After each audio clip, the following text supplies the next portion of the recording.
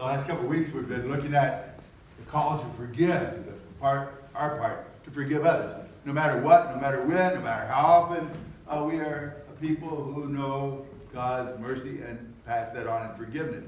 And so as we look at that, today, in the way Jesus calls us in the second, there's actually three parables here, but in the second one, the longest one, he kind of gives us a reason why, if you will. And the why is because God has forgiven us. But you notice there's a big if there.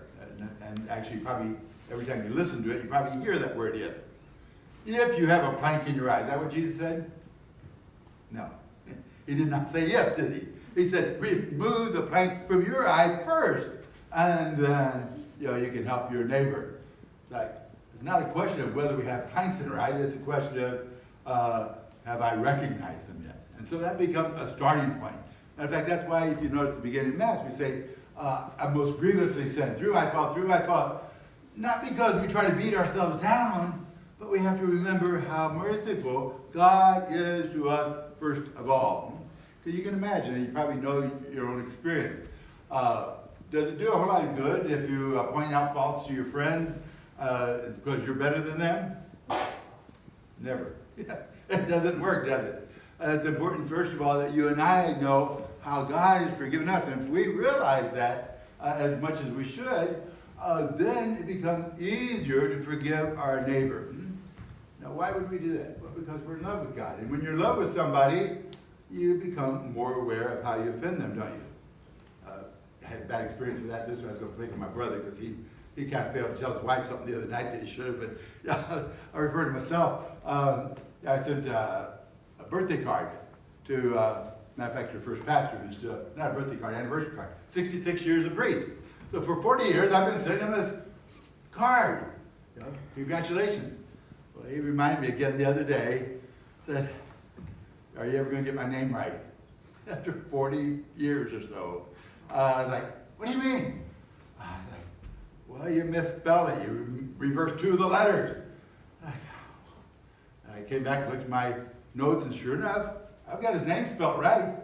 But when I go to writing it, it's always reversing those two words. Rolling, not rowing. Well, it sounds the same to me. And I keep getting someone else's name wrong, too, don't I? So look, if I care, then I'm going to make sure I get it right. It might take me another 10 years, but I'm going to get it right.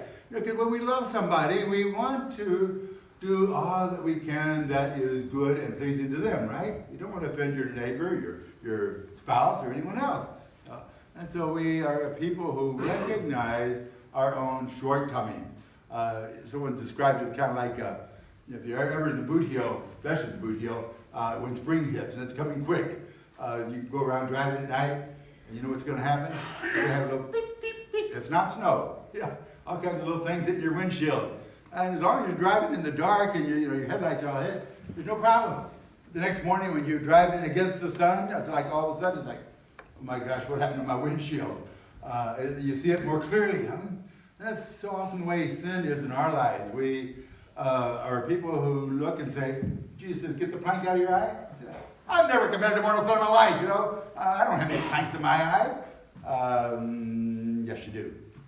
Because Jesus has told you you do. So we look at our own lives and we have to examine ourselves and say, where are those planks? Where is that big one? Because so often it's like those bugs, just little things that we become tolerant of in our lives.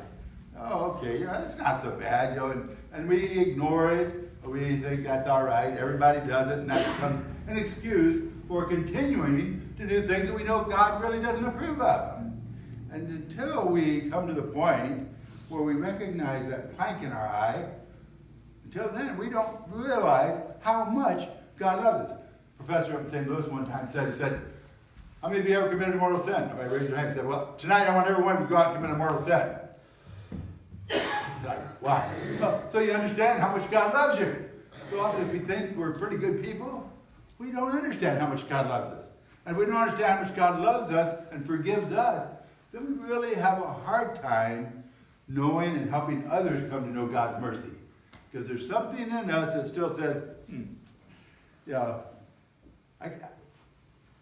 God forgives you, but I'm already forgiven. I know better than you, and I'm better than you are. So, let me help you get forgiven. Well, no, it doesn't work that way. We have to know God's mercy in our own life in order to want to and be able to share and draw others to that mercy. So that's why Lent is always a good time for us. Lent is a wonderful time in our life because we get to take time to look at that windshield and say, all right, maybe it does need a cleaning once in a while, and we say, how do we do that? The church gives us a variety of things to use. Certainly Ash Wednesday, we look at being marked with the ashes to remind us that we are dust. We are very much part of this earth.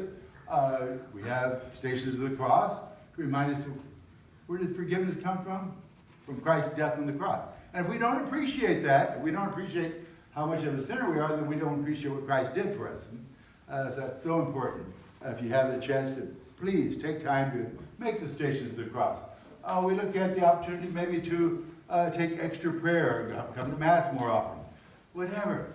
Realize that each of us need to be doing something more to grow in that relationship, that understanding of Christ's mercy in our life. As a matter of fact, a good start is, how many of you make an examination of conscience every night?